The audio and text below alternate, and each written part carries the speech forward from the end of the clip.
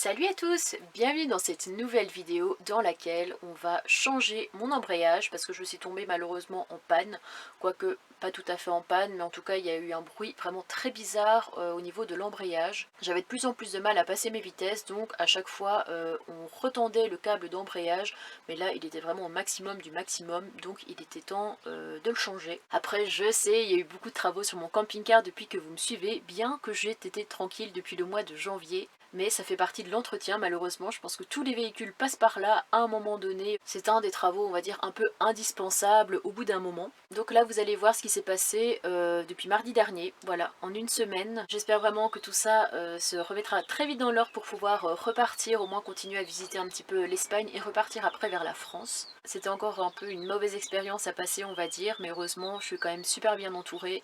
Il y a des gens vraiment merveilleux qui sont venus à mon secours on va dire. Des personnes que je connaissais même pas et qui par solidarité sont venus me filer un coup de main. Donc ça me touche énormément de voir qu'il existe encore des personnes comme celle-là. Bref, comme d'habitude, on n'oublie pas le petit pouce bleu, le commentaire et à me rejoindre sur Instagram, Annabella Coccinelle si ce n'est pas encore fait. Salut salut les amis.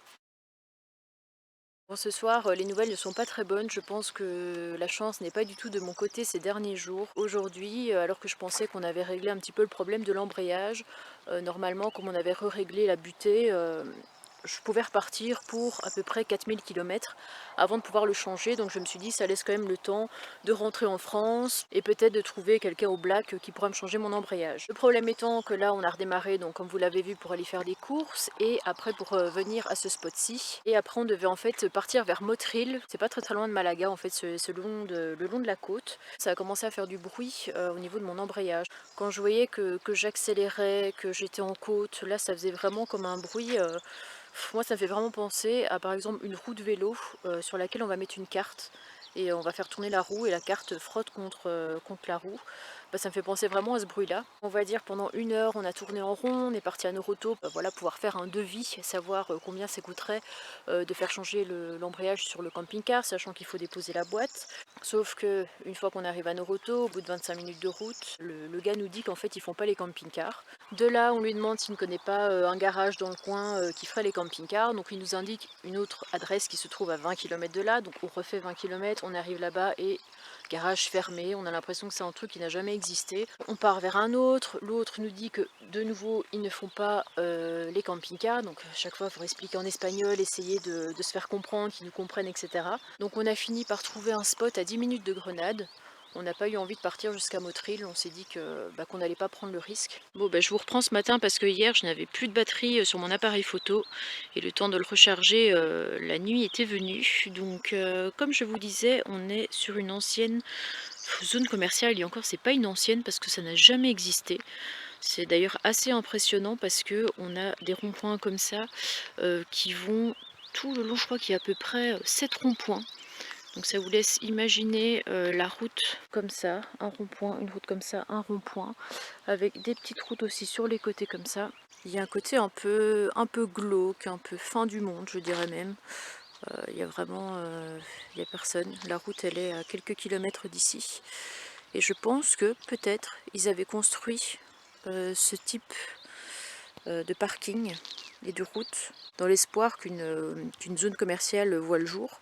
Sauf que malheureusement, je pense que ça n'a jamais été le cas, étant donné qu'il n'y a vraiment aucun magasin à la ronde.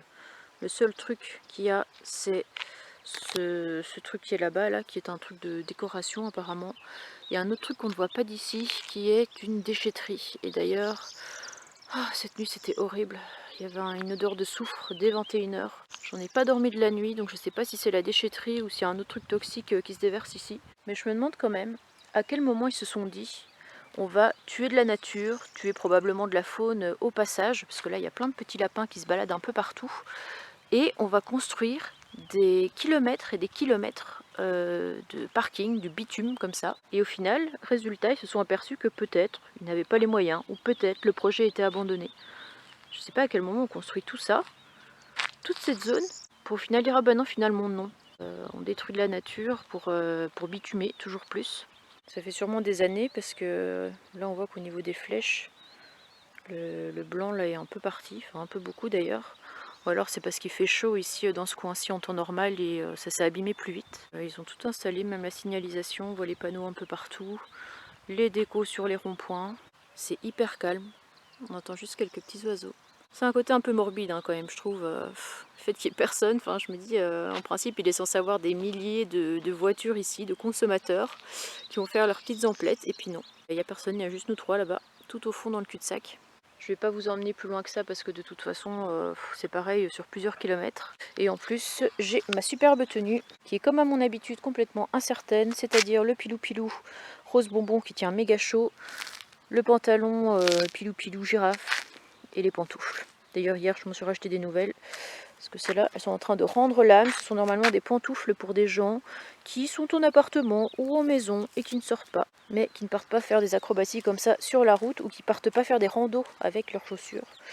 Ce qui était mon cas ces derniers jours. J'ai des idées bizarres, je sais. Donc là je suis en train de regarder un petit peu sur internet si je trouve un garage qui pourrait s'occuper de mon camping-car. J'ai aussi posté sur différents groupes d'entraide Facebook et il y aurait peut-être, alors je dis peut-être, je ne sais pas si ça va se faire ou pas, des personnes qui se trouveraient près de Malaga, autrement dit à quelques kilomètres d'ici, qui sont en vacances avec leur véhicule. Ils pourraient m'aider à changer mon embrayage. Il faudrait juste que je puisse le commander, parce que si je commande sur Noroto, ils l'envoient directement dans le centre et je peux l'avoir quasiment demain ou après-demain. Donc ça peut être hyper rapide. Quelle aventure qui nous arrive complètement dans le sud de l'Espagne, une fois qu'on est loin de tout, mais il fallait se douter qu'à un moment donné, un embrayage, c'est comme sur tous les véhicules, que ce soit une voiture, que ce soit un camion, que ce soit une panda, enfin que ce soit peu importe ce que ça peut être. À un moment donné, l'embrayage ça se change et comme je n'ai pas de facture de l'ancien propriétaire, je ne sais pas vraiment quand est-ce qu'il a été fait, peut-être qu'il n'a jamais été fait. Je n'en sais rien, mais en tout cas, je vais vaillamment retourner jusqu'à mon camping-car, faire mon montage, continuer à chercher, et puis je pense qu'aujourd'hui il ne se passera pas grand-chose à part ça. Mais ce serait bien que ça puisse avancer. Très dangereux et des trous au milieu de nulle part. En tout cas, je pense qu'aujourd'hui on va quand même avoir assez chaud parce qu'il fait 31 degrés. Enfin, il doit être 11 h du matin. Les lanterneaux sont ouverts, les fenêtres sont ouvertes, donc la journée promet d'être vraiment chaude. En plus en Normandie il fait 12 et il pleut. Donc c'est vrai que c'est chiant d'être en panne, mais bon, vaut mieux quand même l'être au soleil que dans le froid. Alors aujourd'hui on a refait un pansement à Nani, on a mis de la bétadine, on a vraiment bien désinfecté la plaie et on a mis une compresse avec du scotch. Parce qu'il n'y a vraiment que comme ça que les pansements tiennent. Chaque fois qu'on met du scotch médical ou autre, ça tient pas du tout. Par contre le scotch normal, ça tient très bien. Le petit jeune homme était très très sage pendant les soins. Donc on a repris le traitement antibiotique et anti-inflammatoire. Et si vraiment je constate que ça va pas mieux, que ça s'infecte ou autre, à ce moment-là je reprendrai rendez-vous chez le vétérinaire. On va dire que c'est vraiment pas le dernier espoir, mais en quelque sorte, j'ai pas très envie qu'il y ait une gangrène, une septicémie ou autre. Peut-être que je me fais des films, mais j'ai pas envie d'en arriver là et de devoir couper la patte de Nani, quoi, par exemple. Bon là on s'est mis en route pour aller chercher l'embrayage. La vue elle est vraiment trop trop belle. Sur, je crois que c'est la Sierra Nevada, là-bas, avec les montagnes, waouh, les montagnes enneigées. Et ici en Espagne, c'est pas comme en France, parce qu'il existe encore des pompistes. En France, la plupart du temps, c'est self-service, on arrive, on met notre essence. Sauf qu'ici, c'est un homme qui vient et puis qui nous demande ce qu'il faut mettre comme carburant. Et puis en fait, il sert pour nous, quoi. Et c'est vrai que c'est assez souvent comme ça en Espagne. Là, c'est l'homme qui va servir la dame d'à côté. On revient de Noroto. On a été chercher mon kit d'embrayage. Malheureusement, il n'avait pas le modèle que j'avais commandé. Donc j'ai dû payer un petit peu plus cher. Celui-là, il était à 199 €. On a vérifié, tout est complet. Je ne sais pas si c'est une bonne marque ou pas. Mais en tout cas, je suis vraiment rassurée de me dire qu'il est entre mes mains. Et j'ai aussi acheté de l'huile de boîte. Parce que comme on doit déposer la boîte... Avec mon masque. Attends, le masque. Excusez-moi. Quand ils vont enlever les cardans, l'huile elle risque de couler. Donc on va la récupérer dans un bac, mais on va en mettre de la neuve. Autant en mettre de la neuve.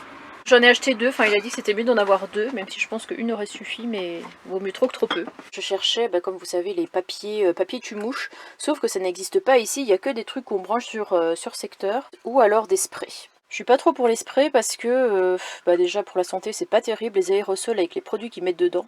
Et là je trouve un truc qui est apparemment aux extraits de fleurs, principe actif d'origine naturelle. Parce que ça fait depuis un mois qu'il y a vraiment des mouches mais à n'en plus finir. Dès qu'il commence à faire un petit peu chaud, forcément qu'est-ce qu'elles font? Elles rentrent dans le camping-car et le plus chiant c'est le matin, vers 8 h quand elles se posent dans tes narines pour te réveiller. Donc j'ai essayé quelques trucs naturels comme vous m'aviez conseillé, notamment un citron coupé en deux avec des clous de girofle dedans, mais ça change rien du tout en fait, elles en ont rien à faire. Du coup j'en ai pulvérisé deux pchit comme ça dans la journée. Et tout est resté ouvert pour pouvoir bien aérer, mais il n'y a plus vraiment de mouches. Là il y en a une ou deux, mais comparé à avant quand il y en avait une cinquantaine, bah là c'était, il y en avait vraiment partout. Donc du coup je pense que ça va servir un petit peu à tout le monde, n'est-ce pas Idriss? Oui, tiens, tout à fait. cadeau. Qu'est-ce que c'est que ça? Bah, qu'est-ce que c'est que ça? On en a parlé il y a 2 minutes. Si tu veux en mettre, parce que oui je vois que chez toi il y a au moins plein de mouches aussi. Tu m'en diras des nouvelles. Ouais, on va essayer. Hop, comme ça on y sera tous passés. Et là-bas les mouches. Ah non, faut pas en mettre autant, hein. Après ça va pas être terrible. Tiens. Et donc pour nous expliquer comment fonctionne un embrayage et les différentes pièces que comporte un kit, qui de mieux que Dan pour nous le présenter. Dan qui n'a plus à faire ses preuves, hein, qui m'a aidé bien des fois ces dernières années, j'allais dire, mais ça fait 1 an et demi. Ouais, bah, donc le fameux disque d'embrayage qui est en position intermédiaire sur le... Ouais, donc ça c'est le disque, et qu'est-ce qu'on a d'autre? Le mécanisme. Le mécanisme. Le mécanisme. La butée, quand tu embrayes, Ouais.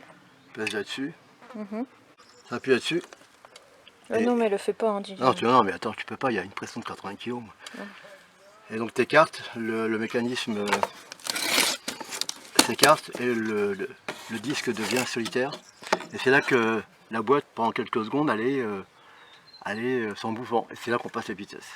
Donc on a nos amis qui sont arrivés, donc ils sont à 2 véhicules, il y en a un là-bas derrière, des J5. Je vais vous faire le résumé des 6 derniers jours, les 6 jours qu'on a passé pour changer l'embrayage. Ça a été un petit peu plus long que prévu. Normalement, on va dire dans un garage standard, on en aurait eu pour à peu près 2 jours. Mais malheureusement, quand on n'est pas forcément hyper bien équipé comme un garage, on fait comme on peut. Au niveau du démontage, ça a pris un petit peu plus de temps que prévu. Donc vous résumez un petit peu comment ça s'est passé tout en vous mettant des petits morceaux au fur et à mesure de l'avancement des travaux. Par contre, il n'y aura pas de son parce que comme on écoutait la musique pendant qu'on faisait les travaux, puis il y avait beaucoup de vent, bah, j'ai pas laissé le son et la personne qui m'aide ne souhaite pas être filmée non plus. Donc c'est son ami qui va un petit peu expliquer par moment. Mais sinon voilà, je vous laisse découvrir tout ça. Je me dis quand ça... Vas-y. Du coup, il a démonté déjà le filtre à air pour pouvoir avoir l'accès donc à la boîte, Ouais. pour faire tomber l'embrayage aussi. Donc il a démonté toutes les l'alternateur, le démarreur, toutes les courroies pour avoir l'accès. Donc là en fait tout ce qui va retenir en fait la boîte pour faire tomber ensuite Et l'embrayage. la boîte c'est quoi alors? La boîte c'est tout ça là. Ah c'est tout ça. Ouais, c'est tout ça. D'accord. C'est tout le gros machin. Et donc là, il reste plus qu'à démonter les 2 fusées en fait pour pouvoir avoir accès au cardan et pouvoir tomber la boîte et pouvoir sortir les cardans. Sans abîmer les joints spi.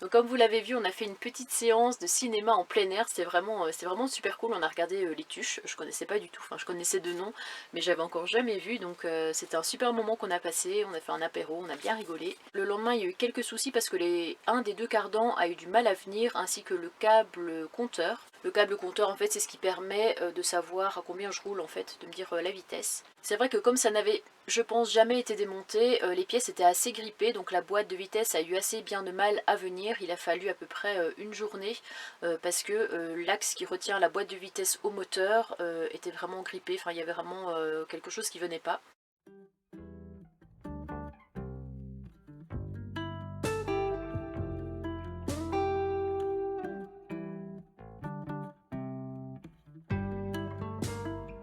Une fois au sol, la boîte a vraiment bien été nettoyée.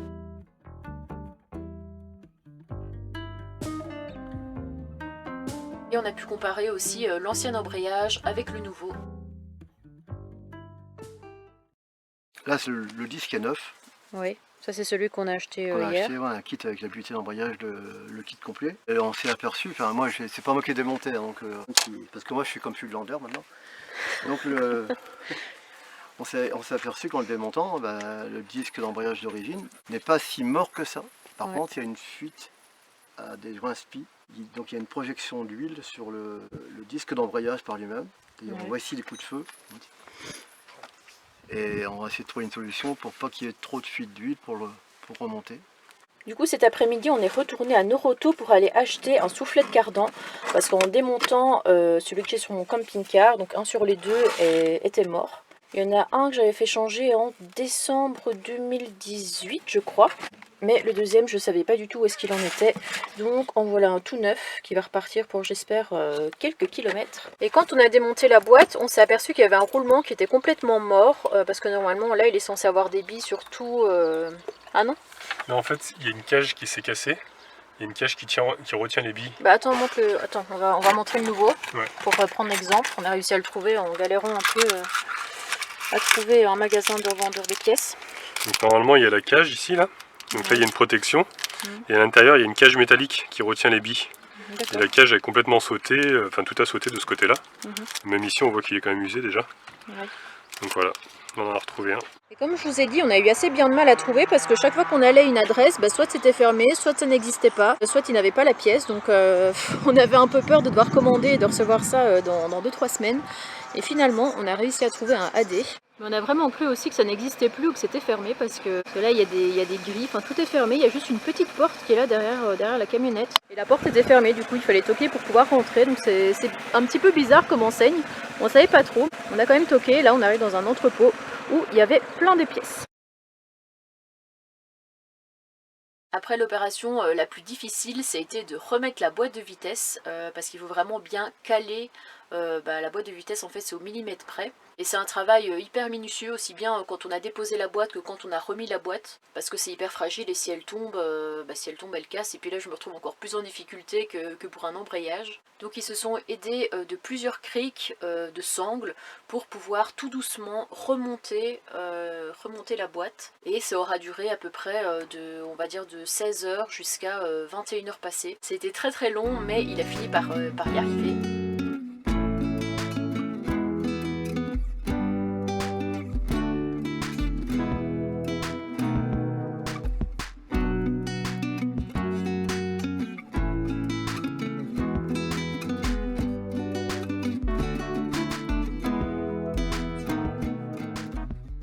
Donc voilà ce qui s'est passé depuis une semaine. Il s'est pas passé grand chose à part l'embrayage. J'ai pas fait de visite, j'ai pas vraiment bougé du spot. Habituellement il y a toujours une semaine de décalage entre les vidéos et mon quotidien, sauf que ici, là la fin de la vidéo c'est ce qui s'est passé hier en fait. Donc pour l'instant on n'a pas encore fini de remonter la totalité des pièces. Le pire est fait, en tout cas la boîte. Après c'est juste des accessoires, faudra remettre le démarreur, l'alternateur, les courroies.